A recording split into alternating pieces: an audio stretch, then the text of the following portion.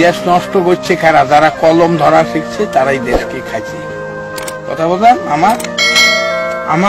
আমি পল্লী কবি, কবিতা বানাইছে, আমার কবিতা তো কেউ শুনবে না, কারণ আমরা গরিব মানুষ, গরিব মানুষের কোনো দাম নাই। তা এই যুক্তি হলো কি জানেন, কেয়ামতের নমুনা জানি কিন্তু মানি না, গোনাগার দুযুগী হবে সে কথাও তো শুনি না।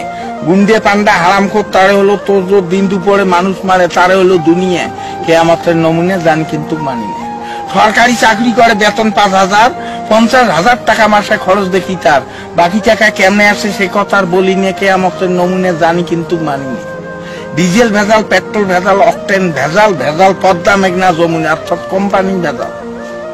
কেয়ামতের নমুনা জানি কিন্তু মানি না।